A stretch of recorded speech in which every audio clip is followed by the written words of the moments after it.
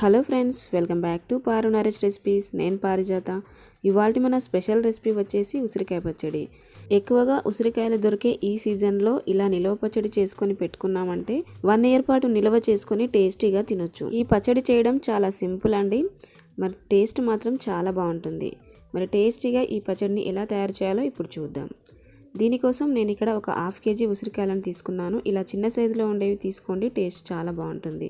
ఇవి శుభ్రంగా వాటర్లో ఒక 2 సార్లు కడిగాక పొడి క్లాత్తో తుడిచి ఇలా ఫ్యాన్ కింద ఒక 1/2 అవర్ పాటు ఆరబెట్టండి. దీని వలన ఏమైనా తడి ఉంటే మారిపోతుంది. సో కొన్ని ఉసిరికాయలకు ఇలా నల్లటి మచ్చల్లా ఉంటాయి కదా, ఇవి చాకుతో తీసేయండి. ఆ తర్వాత ఇలా ఒక్కొక్క ఉసిరికాయకి ఒక ఘాటు కానీ లేదా 2 ఘాట్లు కానీ పెట్టండి. దీని వలన మనం వేసే ఉప్పు కారం చక్కగా పడతాయన్నమాట.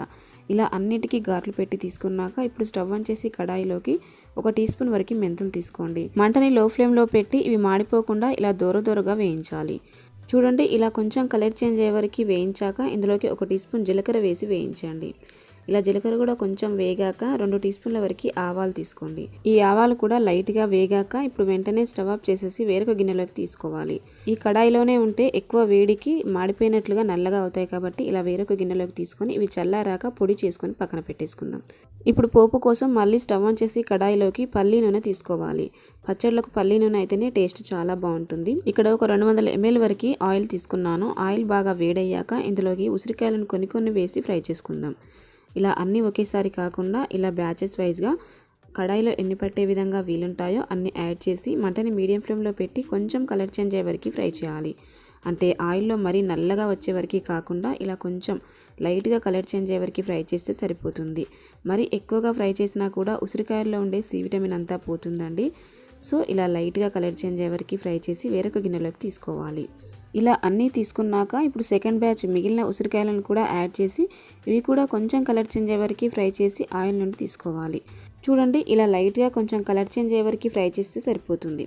ఇలాగే అన్నీ ఫ్రై చేసి తీసుకున్నాక ఇప్పుడు ఇదే ఆయిల్లోకి పోపు చేసుకుందాం. పోపు కోసం 1 టీ స్పూన్ వరకు ఆవాలు, 1 టీ స్పూన్ వరకు జీలకర్ర వేసి ఫ్రై చేయండి. ఈ ఆవాలు జీలకర్ర కూడా కొంచెం చిటపటం అనే వరకు ఇలా వేయించాక ఇందులోకి ఒక 7-8 వరకు వెల్లుల్లి రెబ్బలు పొట్టు తీసి యాడ్ చేయండి. ఇవి కూడా కొంచెం మాడకుండా లైట్గా ఫ్రై చేశాక ఒక 5-6 ఎండుమిరపకాయ ముక్కలు యాడ్ చేయండి. ఇవి యాడ్ చేసిన వెంటనే స్టవ్ ఆఫ్ చేయాలి. ఇలా స్టవ్ ఆఫ్ చేయడం వలన మనం వేసిన వెల్లుల్లి ఎండుమిరపకాయలు మాడిపోకుండా ఇలా దూరగా ఫ్రై అవుతాయి. ఇలా ఈ పోపు చేశాక ఇప్పుడు ఈ ఆయిల్ని కంప్లీట్గా చల్లారనివ్వండి. చూడండి, కంప్లీట్గా చల్లారాక చూపిస్తున్నాను.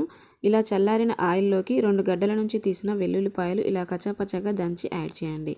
అలాగే కారం వచ్చేసి ఒక 100 గ్రాముల వరకు కారం యాడ్ చేయండి. అలాగే ఉప్పు ఒక 50 గ్రాముల వరకు ఉప్పు యాడ్ చేయండి. అలాగే మనం ఫస్ట్ జీలకర్ర, మెంతులు, ఆవాల పౌడర్ మిక్సీ చేసి పెట్టుకున్నాం కదా, ఆ పొడి కూడా యాడ్ చేయండి. ఇవన్నీ ఆయిల్లో కలిసే విధంగా బాగా కలపాలి. ఇలా ఆయిల్లో ఇవన్నీ కలపడం వలన పచ్చడి టేస్ట్ చాలా బాగుంటుందన్నమాట. ఇలా కలిపాక ఇప్పుడు ఇందులోకి మనం ముందుగా ఫ్రై చేసి పెట్టుకున్న ఉసిరికాయలను యాడ్ చేయండి. ఇలా ఉసిరికాయ మొత్తం యాడ్ చేశాక అంతా కలిసే విధంగా బాగా కలపండి. ఇలా మొత్తం కలిసే విధంగా కలిపామంటే మనకి ఉసిరికాయ పచ్చడి రెడీ అయిపోయినట్లే. అయితే ఇలా కలిపిన ఉసిరికాయ పచ్చడిని మనం వెంటనే తినే కంటే ఒక 3 రోజుల పాటు ఊరనివ్వాలి. ఇలా 3 రోజుల పాటు పక్కన పెట్టేయడం వలన ఈ పచ్చడిలోని ఉప్పు, కారం, మసాలాలన్నీ ఉసిరికాయలకు చక్కగా పడతాయి. అలాగే ఉసిరికాయలు కూడా చక్కగా ఆయిల్లో ఊరుతాయన్నమాట. 3 రోజుల తర్వాత పచ్చడిని అన్నంలో టేస్ట్ చేసి ఉప్పు కానీ కారం కానీ తగ్గినట్లు అనిపిస్తే మనం తర్వాత యాడ్ చేసి కలుపుకోవచ్చు. ఇలా చేసిన ఈ పచ్చడి 1 ఇయర్ పాటు నిల్వ ఉంటుంది. ఈ పచ్చడిని ఒక ఎయిర్టైట్గా ఉండే గాజు సీసాలో కానీ లేదా సిరామిక్ బాటిల్లో కానీ తీసి పెట్టుకున్నామంటే 1 ఇయర్ పాటు స్టోర్ ఉంటుంది.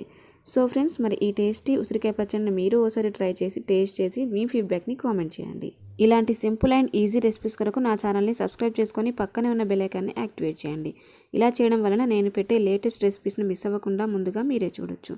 Thanks for watching.